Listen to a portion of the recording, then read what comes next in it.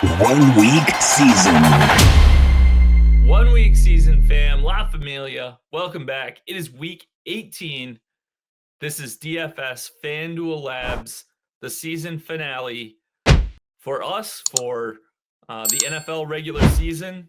Obviously, still playoff best ball, playoff DFS to go, but this kind of wraps it up for the big ones, and it's always it ends with a bang. This is where some people jump off the ship. If you look at especially on DraftKings, a lot of their contests this week are a little bit smaller.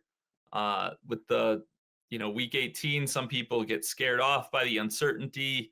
Not knowing what teams are going to play, which players are going to play. But that's where, a lot of the stuff we do throughout the year kind of pulls itself together. There's some guys who, for best ball or for I do dynasty football leagues, that I know a lot about that might have some big opportunities this week.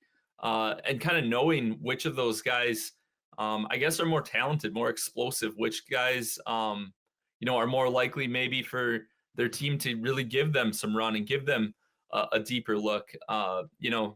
There's a lot going on there. And if you are willing to dive into the uncertainty, which we know is often the path to the top, you can take advantage of those situations. So we're going to try to do just that. And as we get into it, I'm going to bring on my esteemed co-host, Maximus. Welcome. Welcome. You're coming fresh off of Times Square in the ball drop, it looks like. Yeah, I was out. I was on one last night. We're recording this New Year's Day. I was out clubbing, going wild. You can see I still got my attire on. It was wild. It was crazy. And that's the lifestyle. That's the lifestyle that the DFS players live. And those around me just have to get used to it. I'm 100% kidding, by the way. My night consisted of getting one child to bed, then getting another child to bed. Went across the street to the neighbors, had two little appetizers and 1.5 glasses of bourbon. And I was asleep by about 12:30 local time, and had promised my 5-year-old daughter that we would have a tea party this morning, which she made me dress up for. Nice. Hence the attire. And my wife said, yeah, you should just wear that for your podcast. I said, you know what? I'm just going to roll with it. I love it. So here we are. Mike following through for the fam. Gotta love it. Yes. Yep. Well, I'm the rock and roller of the two, actually. So you actually described what could have been my kind of deal, but not last night. I pretty much took it easy. I have a car service. It's usually New Year's Eve is the biggest night of the year for charters and that kind of activity. So did that to a certain extent, not too late. And ready to roll here. Week 18, always a kind of sets apart from the rest of the weeks with the amount of games that we have and the different angles and directions we can go based on, you can go the route of, digging into teams and players that have something to play for, or maybe, digging into the variance of, some other avenues that maybe other people aren't seeing that'll separate yourself along with maybe some of the perceived certainty. So I'll be interested where we go with the build this week. Yeah, and we'll talk about specific teams and players as we go along. But I guess before we get started, just to kind of touch on that, like the Lions, the Monday night, they play the 49ers. After the Vikings game, the Vikings won. So essentially what that meant was that the Lions, because they beat the Vikings the first time, if they beat the Vikings this coming week, they're the 1 seed, no matter what, because they have the tiebreaker. They would have won both head-to-head matchups. What happened was there's a couple things. People are saying like Campbell, the Lions, they should just rest their starters. They have the information. They're going to play on a short week. This and that. Now, the thing that was slightly misleading is people were saying that no matter what, it just came down to week 18. Well, that's not entirely the case, because if week 18 were to end in a tie, now because both teams are entering with a 14-2 record. So if this game ends in a tie, the Lions win the tiebreaker because they would be 1-0-1 head-to-head. The Vikings would be 0-1-1. Now, that seems like a far-fetched, what are the odds of that? But like we saw it just, what was it, 2 or 3 years ago, that Brandon Staley game where he took the timeout, where if they had tied, they would have both made the playoffs, them and the Raiders. Those things can happen. And like, even for the Lions, like it's unlikely, but like you want to put yourself in the best position. And then the bigger factor there is just like, these guys are not as good as they are as players or as teams, without having like a competitive edge. You know what I mean? Like even if from the standpoint of like, we have to beat the Vikings in order to get the 1 seed. What is the scenario? You can worry about injuries all you want, but what is the scenario where you're most likely to beat them? Sure, maybe the rest helps, but now you haven't played in 2 weeks. Sometimes coming off a bye hurts teams. And they just went out and they exercised the demon. They blew their season last year in San Francisco. They went out there, dropped 40 points, won convincingly, have all this momentum.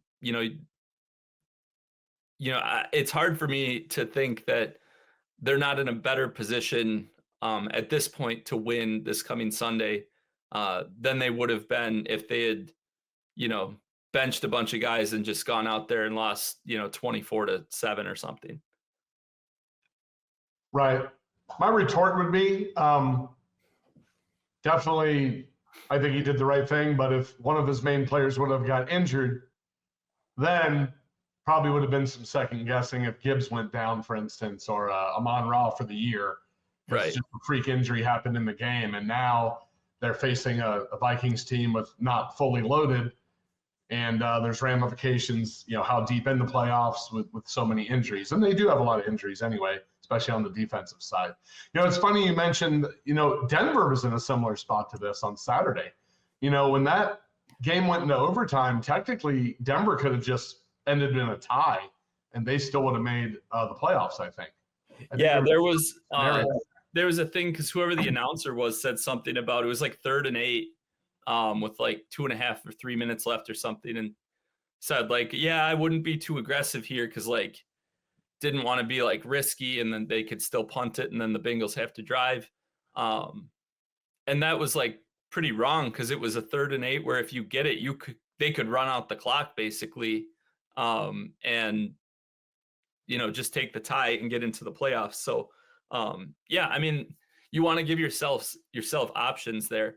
And I think that the greater point is like, I don't think Dan Campbell like cares at all about anyone second guessing him. And there's a reason he's as good as he is and why he gets so much out of his players. And I think like he lives it. He lives everything he preaches about toughness and competing and showing up every day. And, that's why they're 14-2. So, and, this is all a great segue into the Lions and Vikings Sunday night game, which is on the FanDuel main slate. So we will get to talk about that. So with all of that said, I'll go ahead and pull my screen up and we can start building. Of course, there's a 2-game Saturday slate because the NFL doesn't want any of us to see our families. So my wife was like, there's football again. Like by like Saturday, she's like, are you kidding me? And then the Monday night game was on and she's like, there's been football on like every day, like pro football. I'm like, yeah, it's Roger Goodell. Similar sentiment from my wife. Yeah. Like the NFL, they have all the bases covered this year, making sure that they, force feed it down your throat. But hey, more opportunities for us to play some different slates and try to make some extra money here. Mm-hmm. Yeah. So this slate, obviously 14 games, I think, including, and this is the great separator this week, much like last week. It's like if you ever wanted to play on FanDuel, like if you like that Lions and Vikings game, we are blessed and graced with what's at least going to be billed as the game of the year. You don't have it on DraftKings. I do believe you're probably going to need some exposure to it. But it'll be interesting, the ownership and the different ways people will be building around the game. But then we have other spots here where you have teams that are definitely going to be playing at least a portion of the game because they know they have to win to get in.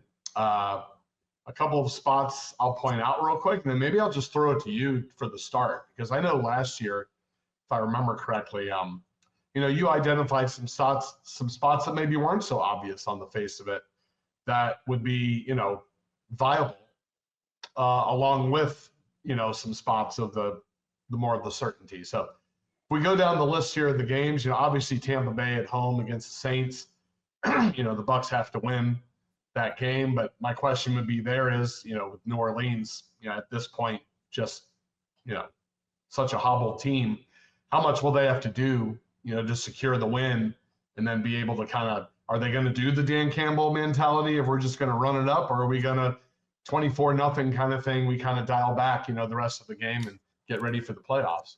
So that's one thing to consider either way if you're playing Tampa. Yeah. Do you want my thoughts or yeah? So I mean that's where like game flow matters, and but also like these teams, a lot of times I think like the blowout factor gets like overblown because it doesn't take that much sometimes from teams to like kind of be in it. Like even like last week, the Bucks scored 27 points in the first half. The Panthers, it was 27-7, and Thielen catches a 40-yard touchdown, his second of the day from Bryce Young, makes it 27-14 at half. So now like it's a 2-score game. I think the Bucks came out, they punted, and then the Panthers punted back, and then the Bucks went down and scored right away, made it 34. And then the Panthers, the like very next play, 3-and-out, punt blocked, 41-14 all of a sudden. And then the Bucks, they kept their guys in. McMillan caught another touchdown in the fourth quarter. But I guess where I'm going with all that is like often the blowout stuff, people worry too much about a blowout because like if a team just scores a couple times, it's enough to like, there's only so many possessions in a half usually. So like 24 points Bucks had 27. That's like really, really high end outcome for a half. So then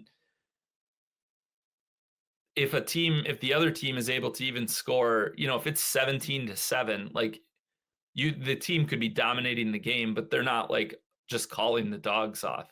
All of that to say this actually is a spot where like, that the Saints offense is, they've got like nothing left. I can't imagine they put Chris Olave on the field. He didn't play last week. He's had the concussions. I mean, the Raiders defense hasn't been good.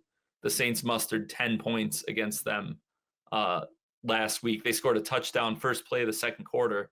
And then they went the last 3 quarters and only had a field goal. So like this actually could get out of hand, and the Bucks are going to like they have a playoff game the next week that's either going to be against the Vikings or Lions or Packers or Commanders, depending, assuming they win. It could be ugly, I guess, is what I'm saying. So to your point, there is some concern there, more for me on the Bucks. I don't think that the Saints are going to, score 2 first half touchdowns where the Bucks like have to keep the pedal to the metal. So yeah, that's kind of my take on that one. And just from like how it plays out standpoint, like what is the mindset of this team going to be? If they're up 21-3 at halftime, Sean Tucker's probably getting runs. So like he's not as good as Bucky Irving, but like Bucky's your guy now. Like, are you going to run Bucky in the second half? Now sure, Bucky could have 100 yards and 2 touchdowns in the first half, but like there's a wide range there, right? Yeah, I would imagine Evans, that if he has anything left for his milestone or his achievement, maybe they'll want to try to get it for him. I didn't check how much he has left. He needs 85 for 85 yards for, and yeah, they're going to get him that. for sure. But it's like, yeah, he's 9K now, or 8,900. So like you're looking for like a 25 to 28 point game. I mean, even last week, with that game, he put up 26. So, which is a great score, obviously, but like if he just gets there and like 6 catches, 90 yards, and he doesn't score, he only scores once, and that they move on, you've paid a lot there. And then on the other side of the ball of that division, Carolina and Atlanta could be an interesting game because Atlanta has to win, but Carolina is playing. I mean, they are playing for the future. I think they're evaluating Bryce Young and their players, and that could be a game where I think Carolina is going to play to win that game, and Atlanta has to win, obviously, to have a chance. Although probably slim with the Bucks with the Saints, but that could be an interesting one. Denver still has to win. They're playing Kansas City, who you would assume is going to be resting most of their key players in Denver. I think the Rams have their situation locked up now. I think I even read where they're going to be giving Blake Corum some run this week, according to Sean McVay. And then you have the Dolphins at the Jets. The Dolphins technically still in it, but apparently Tua may not play again. Aaron Rodgers is going to want to get that 500th touchdown. But again, doesn't necessarily matter for optimum fantasy points that you're going to need scored. Like to your point of the Evans thing, Evans could get 85 yards and a touchdown and then be done. And it's not really helping you at their price points. So yeah, price considered as part of it. And then, games that still matter. Obviously, Minnesota and Detroit, both of them are going to be kind of wheels up, trying to get that number 1 seed because you get the bye on top of it. And so, yeah, I mean, common sense would be to go there probably first and see how we want to play that game. But then if there's other spots that maybe I don't know how deep you dug in so far this week, but like the Jaguars-Colts could be an interesting one. Obviously, Jonathan Taylor's on a heater right now. Like, are those two teams just going to play because the game's on the schedule? We're just going to play to win. The Commanders technically, I think, have seeding to play for as far as their wild card seed. So yeah, so a few of those things. So like, and a lot of these things are like correlated. So you talk about the Falcons-Panthers game. So like, I think that too often, too many people look at it as like, oh, well, this team has nothing to play for anymore because they're out of the playoffs. But like, again, to the like mindset of like a professional athlete and team and player is like, for a lot of these guys, it's like they're living their childhood dream, right? Like they've worked their whole lives and their careers, the shelf lives are only so long. So like for a lot of these guys, like, no, you're not like keeping me off like, I don't get to play in another NFL game for 9 months. Like they want to play, they want to compete. Like there's like my body has 9 months to recover. Like these guys aren't worried about tearing their ACLs. Like if you're worried about that, you're not making it in the NFL. Like you know what I mean? Like they go out there, they all think they're invincible. And that's what makes them great.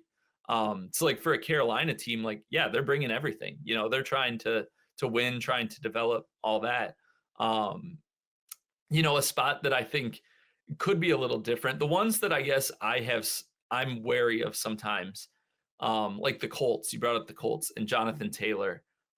They're coming off that disappointing game. They lose to the Giants, eliminated from the playoffs. You look at Taylor the last month as they've been trying to get in.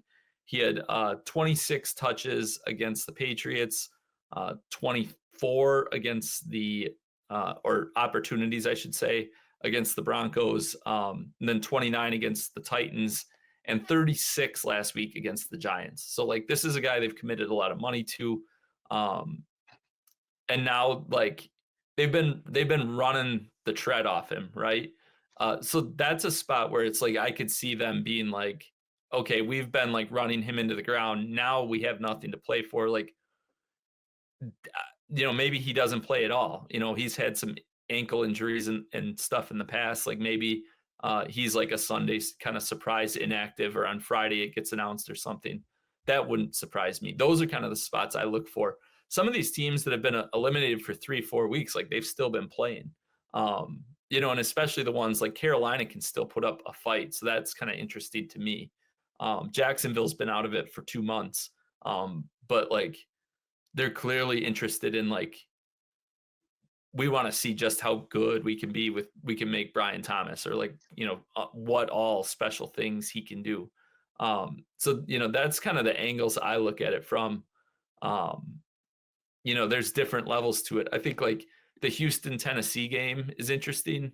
Houston's locked in, they're the 4 seed, but like they looked so awful last week. So is this like, we've had injuries, we're going to like try to get some rest and regroup? Or is this like, hey, do we try to get this offense in sync and use like live game reps to like try to fix this stuff? Cause I don't know how they're going to beat like the Steelers or Chargers if they do make the playoffs with how they currently look. Yeah. Houston may be in, hey, we take this as an opportunity to get better and, be able to look better come playoff time. It's, it's definitely a thought there. But as far as, we got to start somewhere.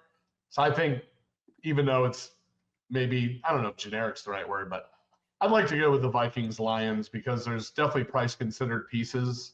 Doesn't necessarily have to be a stack. It's interesting in the tournament, in that 5 entry max that I play, for this year, it seems like that there's never really a lot of ownership on the Sunday night game other than a piece or two. The trend that I've seen, at least in the tournament that I play. I mean, it's usually been like, a flex or maybe a 2-player block. And so maybe to dig into that game and just kind of play that game environment, some people, I don't know if the mentality is, it's like, well, we kind of want to build around early and then have something left if we need it for the night with late swapper. But maybe just dig into that game, see, if there's a way we can build it that could be different than the field, or make that the certainty spot and then differentiate elsewhere. Yeah, I'm fine with either way. Who's, pick your poison here. Where do you want to go? Why don't we go, this is going to be more of a price considered stack. Why don't we go Sam Darnold, at Minnesota, and we're going to pair him with Jordan Addison and TJ Hawkinson. Addison and Hawkinson both were definitely heavily involved last week. Addison's just looked great the whole second half of the year. Hawkinson, I think, is becoming more involved. I mean, I know the game script kind of set up for him too last week, the way who they played kind of filters to the tight end. But, obviously with the Detroit, although they do have a lot of injuries, typically easier to pass than to run on. So we'll go Darnold, we'll go Jordan Addison, we'll go TJ Hawkinson. So we'll do that double stack. And then as far as the bring back, maybe I'll leave the bring back to you. We could go Jameson Williams on the cheaper side, or we can go to that certainty that is Jahmyr Gibbs. There's no doubt he's going to, Montgomery. Apparently Montgomery has avoided surgery, but they're thinking about maybe he can come back for the divisional round of the playoffs, but it'll definitely be a backfield that is all Gibbs once again. I mean, he is 8,800, but rightfully so. So I would say a Darnold, Addison, Hawkinson, and maybe either a Gibbs or a Jameson Williams bring back, and then I'll throw it back to you where you want to go from there. Yeah.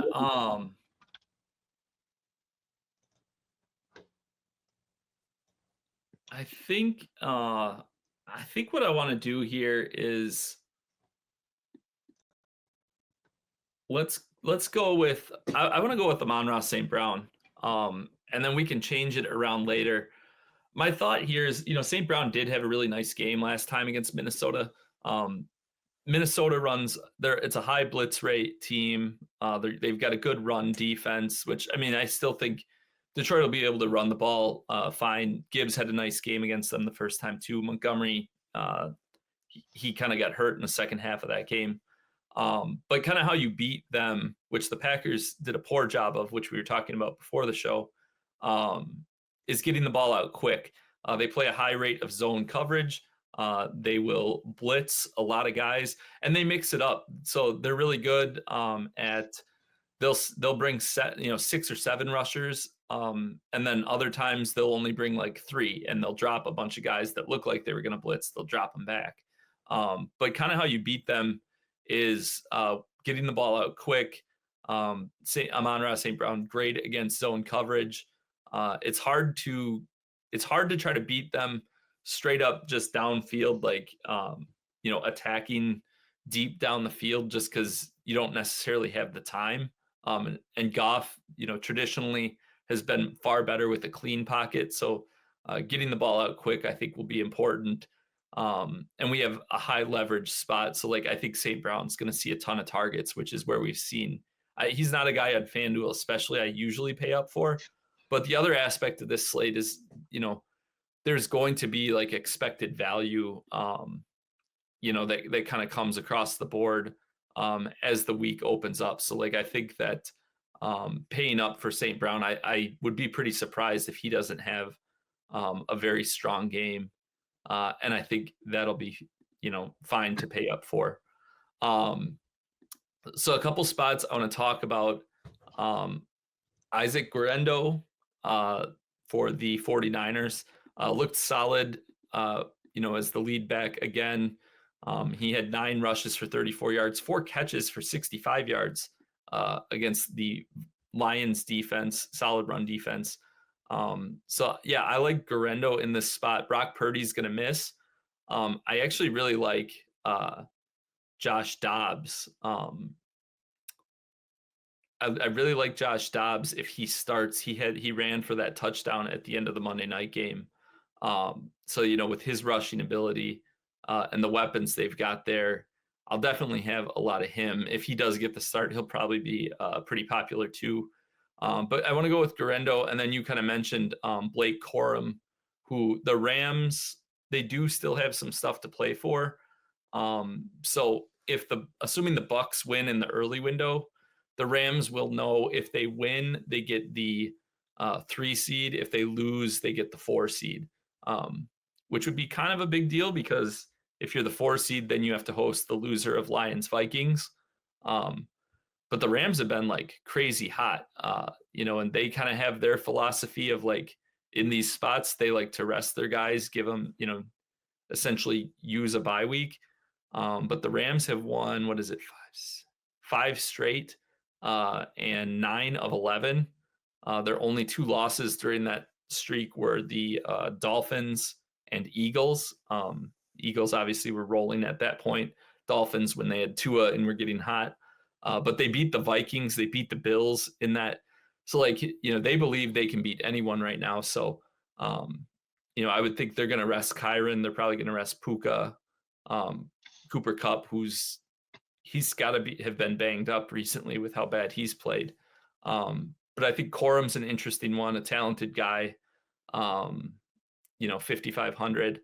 And then actually I'll put Guerendo in the flex spot here. And the last spot I want to talk about, I'm interested to see how the week plays out here and what comes out from Buffalo. But I really like Ray Davis, 6,200. So it's interesting because the Bills have nothing to play for, right? So they're locked into the 2 seed. They're going to have to play that following week against either the Steelers or Broncos. So, or I guess Bengals or Dolphins could sneak in. But either way, what's interesting here is that the Patriots really want to lose. The Patriots are currently would have the number 1 pick. And while I think Drake May is their guy, I think that Robert Kraft and I think they're all smart enough to understand how much value they would be giving up in potentially being able to trade that pick if they can stay at number 1. So the Bills still have, we talked about culture with the Lions. The Bills have a competitive, a winning culture. I think Josh Allen will start. They won't ask him to do much. He won't run too much, if at all. Maybe he just starts, plays the first quarter to keep his consecutive game streak, and then bows out for Mitch Trubisky. But then you look at it and like these teams still only have so many players, right? So like maybe James Cook's inactive. Ray Davis is a guy like similar to Corum, a rookie. Maybe they're wanting to see, how does he look with 20, 25 touches? And I think he's really talented. And if this other team is like actively like wanting to give up points to lose, Davis is a really interesting guy who, frankly, I hope James Cook is active. I hope that Allen starts, Cook is active. And so on the surface, it's not a spot that like where Davis ends up like 30% owned because everyone can see it coming. Ideally, they have just their normal people, active and stuff. But that's like an I know better situation where I would just bank on, Davis at the end of it getting 20 touches. Yeah, I like the Davis call. He's looked good when he's in there. I guess one worry would be, are they going to give Ty Johnson any run on as far as pass game work? But yeah, at that price in a game where Buffalo, I think they kind of, what's the term? They show up just to kind of punch in the time card and then kind of dip out early, so to speak. So I see that. So with 2 spots left, and I like the Amon-Ra take too. He's typically not somebody that's very owned either on FanDuel. It's just at that price, typically the mold of a slot receiver. People don't like to pay that kind of price, but he's kind of an exception, I think, to the rule, especially in a game of this importance. So I do like that too. So for defense, I have an idea for defense and to finish out at the flex. I would say go ahead and let's plug in the Denver Broncos. They're at home. They're playing a Chiefs team that definitely has nothing to play for. I'd be shocked if Mahomes played. Yeah, no, they're too veteran heavy. I mean, they're going to rest a lot of guys. It's going to be Carson Wentz out there with Justin Watson and, guys like that are. And people may be looking, they ran into a buzzsaw with the Bengals, but honestly, Denver's defense was playing really well until like later in that game. It was just a very odd kind of, blow up that eventually occurred. But overall, Denver's been a great defense this year. They know they have to win. They're at home, and they're playing against, second and third string players most likely. And then that leaves us with 6,200, and that would lead us to, Darnell Mooney. The Falcons have to win. Penix has been looking better, and I think he's a viable way to, with the salary that we have left over, he'd be a viable route to go to kind of finish this build as somebody who's a deep threat, and maybe Penix will need to open it up a little bit more in Atlanta and kind of showcase what he's capable of in that situation. So that would be one way we could go. Let's hear your thoughts on the defense and the last spot there. Yeah, I like that. I do think, the Chiefs, like there's no insecurities there. Back-to-back Super Bowl champs, like they're not worried about like proving like their competitiveness, like they're 15-1. They're fully secure in that they're gonna, and they've lost guys in late in the season before too. So like, they're Mahomes, Kelsey, Hopkins, those guys are all, even Worthy. They're all gonna get the like, they're gonna be sat down, right? They're not gonna risk any of those guys. Key defenders will be shut down too. They're, and frankly, like from their standpoint, they'll never say it publicly, but like, I think you would probably rather have the Broncos in than maybe have to, like if the Bengals get in and they win their first round, they would be as the 7th seed, they would go to Kansas City. And there's a little bit of history there. And obviously the Bengals can be very dangerous. So, I don't think that they're like going to be going all out to try to, knock, and we'll kind of have an idea, Cincinnati has to win Saturday first. I like the Mooney call. I'm glad you brought up the Falcons because, how I talked before about like some of these things are correlated. So the Falcons to get in, they have to win and they need the Bucs to lose to the Saints. Obviously Bucs losing to the Saints is like super, super long shot. Carolina. So there's 2 paths here. Like Carolina like we talked about, could be very competitive. They've played well recently, other than last week. Like they've been in every game. Their offense has been better. So that could keep pushing Atlanta for one. And two, if you think about how Sunday looks likely to play out, we talked about that Bucks game and how that game could get like real out of hand, right? I think that if you're the Falcons and you're going to be scoreboard watching to an extent and pretty run based, like they didn't really turn it over till they had to start like throwing the ball on Sunday night against the Commanders. But you have this rookie quarterback. He's had a couple games, kind of done what's asked of him, had a nice fourth quarter drive to force overtime Sunday night. But if you look up at the scoreboard and it's 21-3, the Bucks are beating the Saints, and it's like, okay, like the Saints aren't coming back. We're not going to win this game. You have your franchise running back, Bijan Robinson, who I, on the surface, like a lot this week. But then the more I thought through it, like, are you going to keep riding him in the second half of this game when running backs, have a certain shelf life? He's very key. Or are you going to open up the playbook and let your rookie sling it? And so that's why I really like the Darnell Mooney call. Drake London had a lot of targets this last week. But yeah, I mean, Mooney is a guy who I could see them kind of opening it up this week. And we saw the Panthers pass defense, and just defense in general, and getting kind of gashed this season. So I really like the Mooney call. I guess there's a lot on this slate. The St. Brown and Garendo thing. Just want to give you a choice. We can look at a couple different options because you at the start had talked about Jameson Williams instead of St. Brown. So if we did that, that would leave us like basically we could go with, you could go with a Justin Jefferson or Bijan. That would actually be kind of interesting to me because of all the value we have here.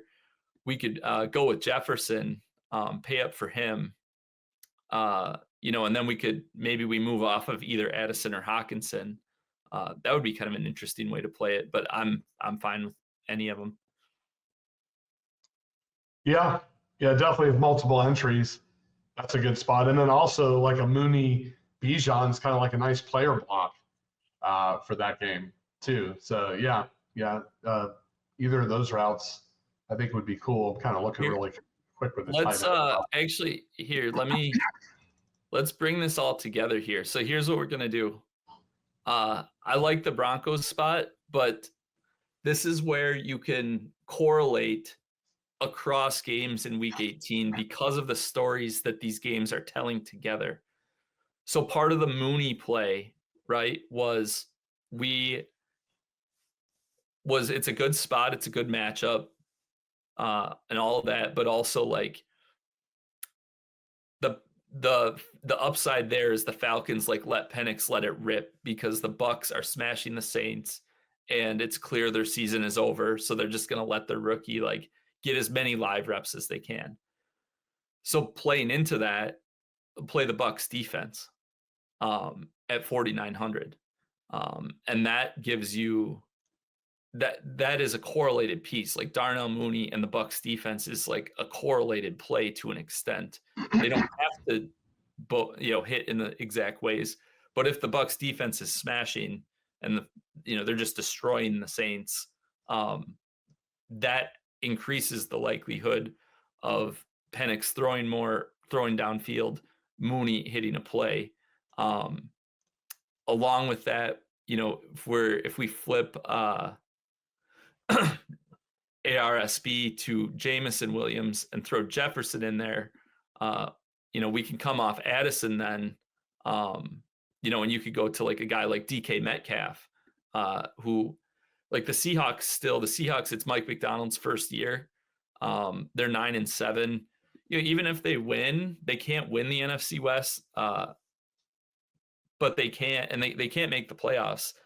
But they're a team like we talked about at the start. Like they have the next 9 months off. This is Mike McDonald's first season as the head coach. Like, I'm sure they'd love to win, tie for first in their division, have 10 wins in his first game. And we've got Corum there. So, get a little correlation there with Metcalf to Corum. Yeah. And I guess my part with it too is if we're going with the Darnold lineup, I think I like this look a little better. I like the idea of if we're playing one of the either Jefferson or St. Brown, I think I prefer if it's a Darnold lineup to have Jefferson. And if we were going to play St. Brown, I would rather have Goff. Okay. Well, I definitely like the Tampa Bay Bucks defense take, because that's the way to get exposure to that game in a different way. Their strip sack fumble recovery. Their Spencer Rattler's doing a pick six. That's a good way to have exposure to that game, not through the offensive pieces, and then have similar teams and spots that we are playing on the offensive side. So I definitely like the Bucks shout out on defense. Yeah. And then, and I mean, even with this, so with this lineup, we have no money left. I'm curious, could we? We have 100 left. Oh no, not if we couldn't swap it later, but no, I mean, it's fine. I like where we're at here. I think it's telling. There's so many things. That's the thing, is there's so many things across week 18 that are going on, and it can be easy to be like squirrel and you're looking at but really what are the bets here? What does this lineup say? It says the Detroit Minnesota game is similar to the Detroit San Francisco game, just high scoring back and forth. Teams are letting it rip through the air, and kind of answering each other, less about the defenses, more about how the offenses interact. So you have that one big bet with 4 players. The Bucks smash the Saints, which seems like one of the more sure spots of the week. And then you have Mooney with that paired as a I talked about, it's correlated in ways that people might not quite understand. Davis makes a ton of sense. You brought up Ty Johnson. So the way I see the Buffalo backfield is James Cook is their lead back. Ty Johnson, he has a real role in the passing game. In their, if they're playing a playoff game, he's part of the game plan. Whereas Davis is the change of pace guy. So to me, I kind of think that Johnson's reps will be very limited. Cook probably will, if he even suits up, will play very little. And I think they're gonna really ride Davis because he's the third wheel there. And then you got Corum and Metcalf in what I think will be a competitive game. And those are 2 really talented players. Corum's a guy who, if Kyron had injuries this year, I think we would have been talking a lot about Blake Corum. Yeah, correlation-wise, it's beautiful. It's a beautiful setup when it comes to correlation. I'm a little gun-shy on DK Metcalf because I think his targets really heavily fluctuate. I actually won a nice player prop off Metcalf last week. I think it was under 4.5 receptions. Now, again, it was against Chicago as a good secondary, and the weather was bad. But Metcalf's been a little, I think Jackson Smith, dare I say, has taken the reins of that offense at this point. But, it's viable for correlation, though, for sure. Yeah, well, and, to that point, if you didn't want – so 2 things. I kind of like Metcalf. He's on, he falls in the bucket of – and again, this is where week 18, it's such a unique dynamic. He falls in the bucket for me of the guy who his targets have been down. I think he's a big part of that organization. His mindset, his toughness and physicality is valued there, but he probably right now, based on his recent targets and his usage, 3, 7, 3, 6 the last 4 games. He's only got 1 touchdown in the last 7 games, hasn't gone over 100 yards since week 4. So it's a spot where like on your way out the door, um, making it a priority to kind of make him feel good, make him feel valued, would be like a thing that isn't going to show up on a spreadsheet, I guess, is kind of my thought. And if the Rams are resting guys, they're talking about resting Kyron, they're going to probably start Jimmy Garoppolo and rest Stafford. They're going to rest some key defenders too. So that makes them a little more beatable. But to your point, I think it depends on our contest too. So like I would play Metcalf with this lineup in my little bit bigger contest.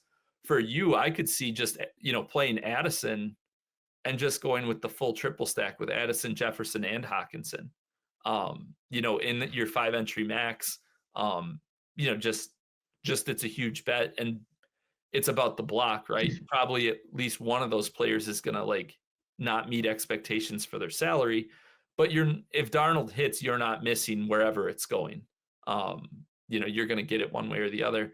And the other way you could do it is right at 7,000. You could go with Drake London and just play him and Mooney, and really lean into that idea that like they let Penix throw it 40 plus times.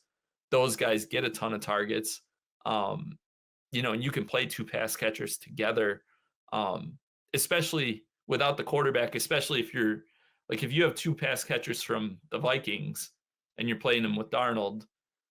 Well, what if Darnold and Penix are the QB 1 and 2 this week? Like you can still play, they can both hit. And it's almost like a, what is it in horse racing? They call it like a trifecta where you bet on like first, second, third. Or is it Quinella or trifecta? Yeah, I don't know the terms. I don't do it, but like that same idea, like this would basically, like if you went to London, you could make the bet basically like, yeah, I think the Vikings passing game and the Falcons passing game are going to be like concentrated and, put up a ton of points. So I think one more spot I'm curious to get your take on. I know we're going over, but it's our last show. Let's break the rules because we could afford this with that previous build if we went down a little bit at defense. What are your thoughts on, because we haven't touched on it the whole show, Saquon Barkley? He needs 101 yards to beat Eric Dickerson's amazing record. Is it just they're going to get him that and then take him out? At his price tag, obviously, that wouldn't be probably a great spot to actually play him in DFS. But do you think – I think I read where they're debating what they're going to do about that situation. Or where do you think that that situation steers? I think Schefter said it the other day that he'll be surprised if he plays at all. Okay, interesting. Because I think the issue is like if you knew, so 2 things. If you put him out there, the Giants know what you're trying to do, right? Like so, and the Giants actually kind of benefit. Like they screwed the pooch a little by winning last week, but they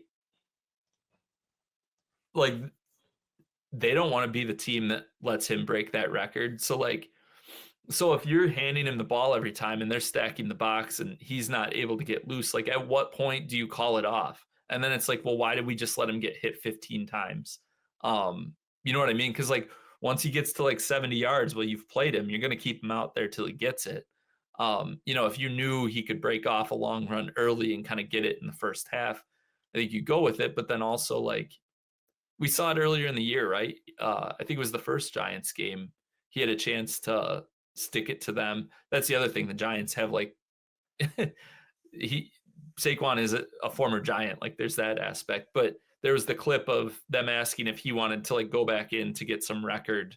And he said, no, let the young guys eat. I mean, I think at this point in his career, he just wants to win. That's one that would really hurt if he goes out trying to get that record, and gets clipped. That would be tough. Yeah, it'll be interesting how that plays out, but common sense, And it's all price considered too, right? Like he's 9,700. So like if you were going to pay, if this was just like a week 15 slate, you're hoping he gets like 30 plus. Well, if he gets 120 yards and 2 touchdowns even, you're at 24, 27 points. So like he has to get the touchdowns in order to even be in the ballpark of like you wanted to pay up for him. So I mean, I hope he plays. And they say that they're going for the record, and then he's like 15% owned, because that will just draw ownership away from some other guys at that high end that I like. So yeah, that's kind of my take on it. I don't think, I could be wrong, but I kind of think they'll just make him inactive. Yeah, no, I agree. If you're like us, you're rooting for him to play and kind of have that smoke screen of, oh, we got to play him. He's going for a record, and that's going to help us, with our builds if there's any ownership at all. Because base price considered wise, it wouldn't make sense to go to him in this setup. So yeah. The one last real quick, like you said, we're letting her rip today. So the Packers are currently the 7 seed after they lost and the Commanders won. So the Packers are stuck in the 7 seed so if they can move to the 6 if they win and Washington loses. So similar to the Atlanta Tampa Bay situation where it's simultaneous. Washington plays Dallas, and I do think like the Packers would probably prefer to get up from the not play Philadelphia in Philly opening round, but I don't think they're also like scared of it. But like Green Bay is a team that like, yes, they have something to play for. Yes, they're probably going to show up to win with all their guys. But also like if Washington is controlling that game against Dallas, who's shut down CeeDee Lamb and other guys, I think like Josh Jacobs is a guy who could just be put on ice in the second half. Like they could just say, okay, like not going to happen. They could try to protect him. Maybe Love gets pulled, that sort of thing. So that was just one. I live in Wisconsin, obviously. So that's one that will be interesting to me what the word is that comes out of Green Bay in the next couple days. And another spot where I'm kind of hoping that all their guys are active, they're normal guys, and then that people play Packers and then they get rug pulled during the game. That would be ideal. Because on paper, like Jacobs against at 8,200 against the Bears defense at home, like looks like a really good spot. Yeah, no, I agree with that because I do agree with your narrative of Green Bay's not afraid to play anywhere, I don't think. I mean, we saw what they did last year. They went into Dallas. They'd probably be bigger underdogs last season and just absolutely obliterated them in their home. So now the Eagles are, a little bit of a different setup, but I definitely think Green Bay's mentality is, we can beat anybody anywhere on a given day. So, yeah. Right. And who knows like what their thought process is as far as, so they lost to Philly in the opening week of the year, but I mean, even if they win, if they were to win and Washington loses and they move up to the 6th seed, I think if Washington, they'll take that if they can, but also like, maybe Chris Brooks and Emmanuel Wilson get a few more touches and, they try to cap Jacobs at like 17 to 20, just because like you don't need to ride him 34 times or something to just so that maybe you get to play the Rams or Bucks, like the Rams and Bucks are also two pretty good teams. So. Yeah, and you have Emmanuel Wilson at similar prices to Corum and Davis, so that could be something to maybe think about if that's the way you're thinking, and maybe on another team, he may get some good run in this game. Yeah. So for those listening on the podcast stream, we're going to wrap it up, but just recap of where we ended on the lineup. Sam Darnold at quarterback, running backs Ray Davis and Blake Corum for the Bills and Rams. At wide receiver, we have DK Metcalf as a correlative piece with Corum in that Rams Seahawks game. And then we have Darnell Mooney at wide receiver as well. Put the Tampa Bay defense in with him. The idea being Tampa Bay dominates the Saints and the Falcons use their last game of the year to let Michael Penix chuck it downfield. And then rounding out with the Sam Darnold at quarterback, we have Justin Jefferson and TJ Hawkinson, and brought it back with Jameson Williams in the flex. And the last part of that, all that we didn't really talk about is, Davis, and then the Bucks and Mooney plays are the only ones in the early window. So you will have a lot of information on how things kind of play out, not just from like the slate perspective, but from like team perspectives, where kind of some of these things stand. So yeah, it'll be interesting for sure. Yeah, man, it's been great doing the show with you again. I guess we're at the end of the road here. I'm not sure if we're doing any playoff content. I guess you'll let me know on that. But yeah, man, it's been awesome. It's been a lot of fun, and hopefully we can continue to grind and end on a great note. Yeah, thanks again for joining me this year. It's been lots of fun building and kind of getting these first looks and kind of developing thoughts for the week. Been crushing it over on FanDuel. There's been one of our members won $50K on Saturday and then won $100K on Sunday. And he shouted me out with the FanDuel content. So yeah, if it's $20 for the rest of the season through the playoffs. Come on over, check us out, get a feel for what we're about. And yeah, I mean, I think I touched on it at the start of the show. I think that a lot of people, week 18 scares them, but I think it's probably you can have the biggest. I feel like I have the biggest edge of the season in week 18. So, that's kind of my approach to it, and hopefully I'm right. So we'll see. How about we'll say that if I bink something this weekend, then we'll give everyone a bonus show next week. There we go. All right. Or if either of us binks, we'll do it. Yeah, definitely. All right. Good deal. Well, thank you for joining us all. Check us out. We'll see you on Discord. We will see you on Twitter. We will see you at the top of the leaderboards. I am Mike. He is Maximus. Welcoming 2025. Peace out to 2025 NFL regular season.